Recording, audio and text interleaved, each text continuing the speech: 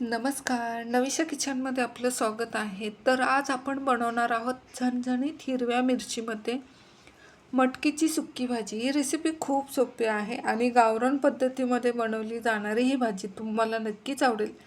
चला तर मग रेसिपीला सुरुवात करूया. तर मी गावरान मटकी घेतलेली आहे, मोड आलेली आहे, स्वच्छ धुवून घेतलेली आहे 4-5 पाण्याने. आता साहित्य पण सांगते. एक मोठा कांदा बारीक चिरून घेतला, एक मोठा टोमॅटो बारीक चिरून घेतला, कढीपत्त्याची पानं, 10-12 लसणाच्या पाकळ्या आणि 8 ते 9 हिरव्या मिरच्या घेतलेल्या आहेत. थोडंसं मीठ टाकून आपल्याला ठेचा बनवायचा आणि हळदी पावडर घेतली एक छोटा चमचा, जिरी आणि मोहरी फोडणीसाठी घेतलेली आहे, थोडीशी कोथिंबीर आणि आलं आणि लसणाची पेस्ट घेतलेली आहे. लसूण आणि मिरची आपण ठेचा बनवायचा आहे थोडंसं मीठ टाकून. आता रेसिपी सुरुवात करतोय. तर पॅनमध्ये थोडंसं तेल टाकलं आहे, एक मोठा चमचा. त्याच्यामध्ये तेल पण छानसं गरम झाले, जिरी मोहरी टाकलेली आहे आपण. जिरी मोहरी छानशी तडतडली की मग कढीपत्त्याची पानं टाकतो आपण. कढीपत्त्याचा फ्लेवर खूप छान लागतो मटकीला. छानसं परतला की मग त्याच्यामध्ये आपण कांदा टाकतोय. एक मोठा कांदा बारीक, अगदी बारीक कापून घेतलेला आहे. व्यवस्थित परतून घ्यायचा. आता त्याच्यामध्ये हिंग टाकतोय आपण.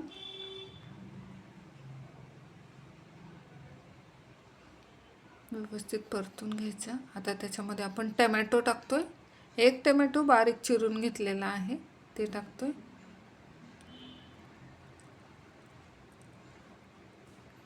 व्यवस्थित परतून घ्यायचं.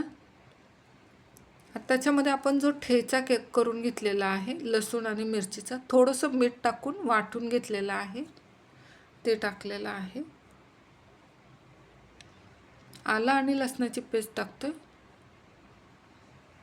व्यवस्थित आता परतून घ्यायचं हे आणि झाकण ठेवूयात थोडं, टॅमॅटो आपला सॉफ्ट होण्यासाठी.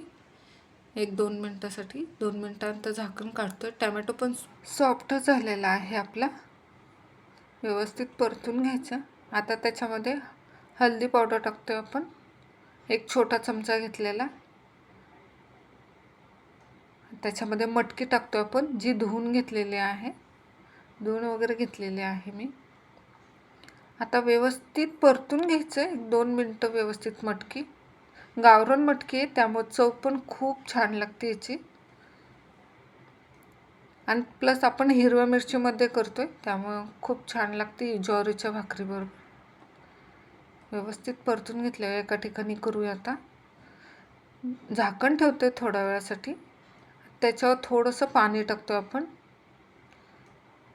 हेच पाणी आपल्याला ओतायचं आहे. थोडंसं पाणी पण छानसं गरम झाले. मटकी पण आपली छानशी वाफलेली आहे. त्याच्यात थोडंसं अजून मटकी शिजण्यासाठी पाणी ओतलेलं आहे आपण. थोडंच ओतले प्लेटमधले. आता पुन्हा प्लेट झाकूया एक 10 मिनटासाठी.